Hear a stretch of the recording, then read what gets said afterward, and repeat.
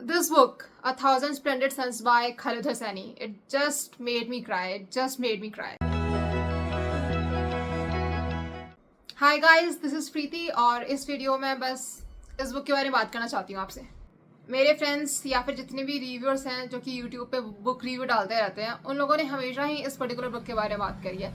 And I always use to think कि इस book में ऐसा क्या खास है, ऐसा क्या है जो ये इतनी फेमस बुक है, एंड क्यों लोग हमेशा ही खालिद हुसैनी का नाम लेते रहते हैं आए दिन। And now I am realising कि क्यों ये ऑथर इतना ज़्यादा फेमस है, and now I am realising कि क्यों ये बुक भी इतनी ज़्यादा फेमस है। एंड शायद ही कोई बुक रीडर होगा जिसने इस बुक का रिव्यू ना किया हो। इस नोवेल का जो सेटअप है वो basically Afghanistan and Soviet war के अराउंड ही सेंटर्ड है, और इसमें दो प्रोटैगनिस्ट हैं, मरियम एंड लैला। और ये पूरी नोवेल इसी चीज़ के बारे में ही है कि उन दो फीमेल्स की लाइफ कैसे अफेक्ट हुई, उनके साइड मेन कैरेक्टर्स की लाइफ कैसी थी और वो भी कैसे अफेक्ट हुए इस वॉर की वजह से। जो फाइट है वो अफगानिस्तान वर्सेस सोवियट्स के बीच में हो रही है, and Afghanistan basically Mujahideen is backed by Pakistan and America. And I am not even surprised at this point कि मतलब ऑब्वियसली अगर अगेंस्ट में रशिया या सोवियत है तो फिर यूएसए को तो सपोर्ट करना ही करना है रशिया के अगेंस्ट में जाके उनके अलाइज को। It's always Russia versus USA, like I am not even surprised at this point कि हर जगह बस इन दो कंट्रीज की कोल्ड वॉर चलती आती है, and it's always the middle man suffer. आप कोई भी एग्जांपल देख लो, अभी यूक्रेन में जो ड्रामा चल रहा है उसको देख सकते हो, इससे पहले जो रवांडा में जो हुआ था उसको भी देख सकते हो, north Vietnam, south Vietnam, Cambodia around 1976 basically indirectly इन्हीं दो के कारण ही हुआ था। So okay fine, plan apart. जो स्टोरी है वो मरियम से शुरू होती है, एंड उसकी मॉम एंड डैड का नाम होता है Nana and Jalil. And with time वो रियलाइज करती है इस चीज़ को कि उसके पापा की और दो दूसरी वाइफ्स हैं जो कि शहर में रह रही हैं, एंड उसकी खुद की जो मॉम और वो जो मरियम खुद है वो एक छोटे से गांव में एक झोपड़ी में रह रहे हैं। एंड उसके दिमाग में डाउट हमेशा से ही था कि मेरी डैड की जो दो वाइफ्स हैं वो इतने लविश लाइफ क्यों जी रही हैं, और देन मैं यहाँ मेरी मॉम के साथ इतनी घटिया लाइफ क्यों जी रही हूँ। बाद में शी रियलाइज कि उसकी जो मॉम होती है वो एक हाउस हेल्पर होती है, and that's how she was born out of a wedlock. उसकी मॉम की डेथ के बाद जब वो 15 ईयर्स की हो जाती है, उसकी शादी एक रशीद नाम के बंदे से हो जाती है जो कि उससे 25 साल बड़ा होता है।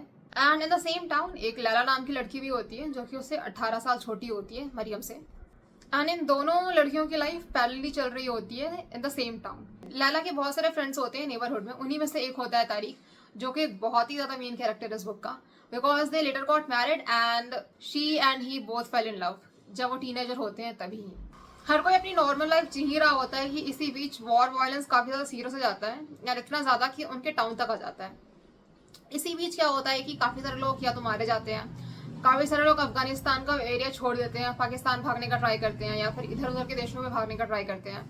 एंड देन इसी तरीके से तारिक की फैमिली भी पाकिस्तान शिफ्ट हो जाती है, बट लैला की फैमिली डिसाइड करती है कि वो अभी शिफ्ट नहीं होंगे, बिकॉज लैला के जो दो बड़े भाई थे वो अभी भी मुजाहिदीन में एज अ फाइटर काम कर रहे थे। तो उसकी mom she was refusing to leave, but जब उन्हें लगता है कि चीज़ें काफ़ी सीरियस हो गई हैं एंड प्रोबेबली उनके दो भाई नहीं रहे, she finally decides to leave. लेकिन तब तक इतनी देर हो चुकी होती है कि एक रॉकेट आता है एंड लैला के दोनों पेरेंट्स की डेथ वही हो जाती है। एंड जैसे ही वो होश में आती है उसे रियलाइज होता है कि एक राशिद नाम का लड़का, और ये वही सेम राशिद है जो कि मरियम का हस्बैंड होता है, ये इसकी हेल्प करता है और इसे अपने घर पे रख लेता है कुछ टाइम के लिए। एंड इवेंचुअली लैला को शादी करनी ही पड़ती है राशिद से। लैला वैसे तो राशिद से शादी नहीं करना चाहती थी, she wanted to marry Tariq, लेकिन उसको लगा कि अब वो शायद कभी ना मिल पाए, या फिर अगर मिलने का चांस है भी तो right now she is pregnant and she has to marry Rashid. Rashid को पता चल जाता है कि लैला का एक लवर भी था Tariq. Rashid out of insecurity झूठ बोलता है लैला से कि तारिक की डेथ हो चुकी है, लेकिन सच तो ये कि तारिक की डेथ अभी तक नहीं हुई है, तारिक जिंदा है और अभी भी जिंदा है, वो पाकिस्तान में रह रहा है। लेकिन लैला को ऐसा लगता है कि तारिक इज नो मोर। इसके बाद लैला का एक बेबी होता है जो कि राशिद को लगता है कि वो उसका और लैला का बेबी है, लेकिन वो एक्चुअली में तारिक एंड लैला का बेबी होता है। फिर उसके बाद उसके कुछ सालों बाद एक और एक भी बॉर्न होता है। नाउ दिस सेकंड बेबी ये एक ऐसा बच्चा है जो कि लैला एंड राशिद का ही होता है। इसके 9 या 10 साल बाद तारिक पाकिस्तान से अफगानिस्तान वापस आता है and he bumps into Laila and she was so surprised कि इंसान अभी तक जिंदा है। She was like oh my God, ये कैसे हो सकता है, हाउ इज दिस पॉसिबल। जब राशिद काम में भी घर आता है तब उसे पता चल जाता है कि ओके एक तारिक नाम का बंदा घर आया था एंड ये वही सेम इंसान है जो कि लैला का लवर था। देन ये क्या करता है कि काफी अब्यूजिव हो जाता है लैला की तरफ। मरियम देखती है, मरियम को गुस्सा आता है, वो खत्म कर देती है राशिद को। एंड मैं कहूँगी स्टोरी का one of the best parts है ये पार्ट, मुझे इतना ज्यादा बेस्ट लगा कि बता नहीं सकती। When finally Rashid was killed by Mariam and I am like कि ये काम मरियम ने पहले ही क्यों नहीं कर दिया, why it took so much of time for her to do this, कि एक अब्यूजिव इंसान को उसको इतना टाइम क्यों लगा मारने, उसको पहले ही मार देना चाहिए था ऐसे आदमी को। मार डालने के बाद तो Mariam and Laila were like कि अब हम क्या करें, बिकॉज अगर हम पकड़े गए मुजाहिदीन फाइटर्स के हाथों तो हम दोनों मारे जाएंगे and we are going to stone to death, और हमारे दोनों बच्चों का क्या होगा। सो फाइनली व्हाट हैपेंस कि मरियम डिसाइड्स कि ओके मैं पूरा इल्ज़ाम खुद पे ले लूंगी और मैं खुद की बलि चढ़ाने के लिए रेडी हूँ। And then she told Laila कि दोनों बच्चों को लेके तारिक के पास वापस चली जाए एंड वो दोनों अपनी जिंदगी शांति से जिए। And Lara was refusing first, but like she had to do this and she had to take this step. And ये बहुत ही ज़्यादा सैड पार्ट था स्टोरी का, बिकॉज इवेंचुअली यही होता है कि मरियम जो है वो पकड़ी जाती है और उसको मार डाल दिया जाता है। इस नोवेल में ये ठीक से मेंशन नहीं किया गया how she was exactly killed, but I think she was stone to death because इस तरीके से उन्हें मारा जाता है। फाइनली लैला एंड तारिक अपने दोनों बच्चों को लेकर पाकिस्तान चले जाते हैं। वो दोनों पाकिस्तान में रहते हैं, घूमते हैं, काम करते हैं, एक्सप्लोर करते हैं एंड वो झेलम नदी भी देखते हैं। एक काफ़ी इंटरेस्टिंग चीज़ हुई थी इस झेलम नदी से रिलेटेड जो कि मैंने एक्सपीरियंस करी थी। मैं पठानकोट में थी उस वक्त। मेरे पापा का ये ट्रांसफ़र वाला सीन है, तो जब उनका ट्रांसफ़र पठानकोट से पुणे हुआ तो आई रियलाइज कि जिस ट्रेन से मैं आ रही थी पठानकोट से पुणे उसका नाम था जम्मू तवी झेलम एक्सप्रेस। और ये कितनी अजीब सी चीज़ है कि पूरा 4.5 साल रहने के बाद मुझे कभी नहीं पता चला कि झेलम एक नदी का नाम है यार, कम ऑन सीरियसली।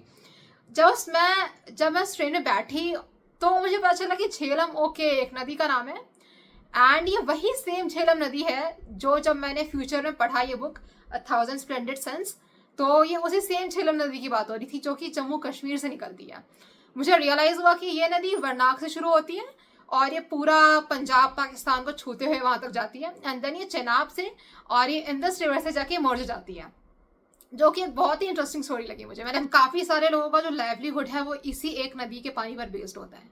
जब मैं इस बुक को पढ़ रही थी तो मैंने एक इमेज बना रही थी मेरी कि ये कुछ तो बहुत ही थर्ड वर्ल्ड कंट्री में हुआ है और ये तो हमसे बहुत ही दूर हुआ था या फिर वॉटेवर। लेकिन फिर हमें रियलाइज़ होता है कि अरे नहीं यार, अफगानिस्तान पाकिस्तान तो जस्ट बगल में ही है, इतने भी दूर कहाँ है, इनका बॉर्डर तो टच हो ही रहा है हमारे इंडिया से। और आप अभी भी देख सकते हो कि अफगानिस्तान में जब से तालिबान का राज आया है तब से लोग क्या कर रहे हैं, परेशान हो गई है वहाँ के लोग। और फीमेल्स पर तो ये चीज़ और भी काफ़ी ज़्यादा हावी हो रही है, उनको तो बोलने का या इवन सुनने का भी तक हक नहीं दिया गया है। तो कैन यू इमेजिन कि अफगानिस्तान की हालत कितनी ख़राब हो गई है। मुझे इस बुक की एक बात बहुत ज़्यादा अच्छी लगी कि खालिद हुसैनी ने काफ़ी डिटेल में अच्छे से प्रॉपरली लिखा है। इट्स लाइक कि जब आप एक एक लाइन रीड करोगे तो आपको रियलाइज़ होगा कि आप उसमें एकदम खोया बहसते गए हो। आपको लगेगा ही नहीं कि यार मैं उस बुक से बाहर की दुनिया में हूँ और मैं तो जस्ट एक बुक पढ़ रही हूँ। आपको ऐसे लगेगा कि यार ये चीज़ प्रैक्टिकली मेरे साथ हो रही है और आप उस चीज़ को प्रैक्टिकली विजुअलाइज कर पाओगे कि ओके ये चीज़ एज इफ मेरे सामने हो रही हो, एज इफ मैं अफगानिस्तान में हूँ, यहाँ पर एक विंडो लगी हुई है और मैं प्रैक्टिकली ऐसे झांक के देख पा रही हूँ कि इनकी लाइफ में क्या हो रहा है। बिल्कुल वैसा ही सीन हो रहा है। एक एक डायलॉग, एक एक सीन, एक एक कॉन्टेक्स्ट खालिद हुसैनी ने काफ़ी डिटेल में बताया है, काफ़ी अच्छे से उसे मेटाफर या सिमिली के थ्रू एक्सप्लेन किया है। इवन जब आप एक एक लाइन पढ़ोगे तो आपको रियलाइज होगा कि उसमें कितने सारे इमोशंस डाले गए हैं। आपको लगेगा ही नहीं कि ये बुक एक मेल पर्सन ने लिखी है, आपको लगेगा कि एक फीमेल की ही पर्सपेक्टिव से लिखी गई है। जो स्टोरी लाइन है वो काफ़ी रियलिस्टिक है बिकॉज ये चीज़ एक्चुअली में हो रही है लोगों के साथ। और तो और इसमें काफ़ी ज़्यादा इन डेप्थ और इमोशन के साथ लिखी गई है। आप जो प्लॉट है वो एक्सपेक्ट नहीं कर पाओगे। हो सकता है आप कुछ कुछ चीज़ें फिर भी प्रेडिक्ट कर लो, बट आप मेजोरिटी चीज़ें प्रेडिक्ट नहीं कर पाओगे कि ये होने वाला है फ्यूचर में। इसमें काफ़ी सारी लाइन्स ओपन एंडेड भी है। फॉर एग्जाम्पल, जब लैला एंड तारिक फाइनली काबुल वापस चले जाते हैं घूमने के बाद, जब हालत काफ़ी ठीक हो जाती है अफगानिस्तान की, देन लैला तीसरी बार प्रेग्नेंट होती है और उसका एक तीसरा बेबी होने वाला होता है। और बुक के एंड में ये लिखा हुआ है कि थैंकफुली वो एक मेल बेबी है और हर कोई गेम खेल रहा है कि कौन नाम चूज करने वाला है उस मेल बेबी का।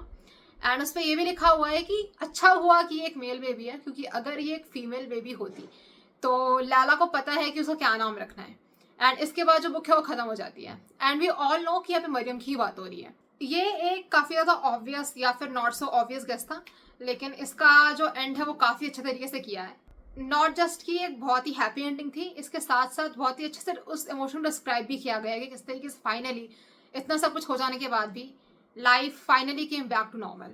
बुक तो खत्म हो जाती है, लेकिन जो कैरेक्टर स्केच है मरियम का, लैला का और तारिक का, स्पेशली तारिक की लॉयल्टी उसकी लवर के लिए, लैला के लिए, ये आपके दिमाग में हमेशा रहने वाली है। आप बुक खत्म कर लो, आपको बुक पढ़े हुए 1 साल हो जाएगा, 2 साल हो जाएगा, लेकिन इन 3-4 लोग का जो कैरेक्टर स्केच है वो इतना ज़्यादा अच्छा है कि आप कभी भूल नहीं पाओगे। भले आपकी बुक खत्म हो जाए, लेकिन ये चीज़ आपके माइंड से नहीं जाने वाली है। So thank you guys, thanks for watching my video. आज के लिए बस इतना ही। नेक्स्ट वीडियो में मिलते हैं। बाय।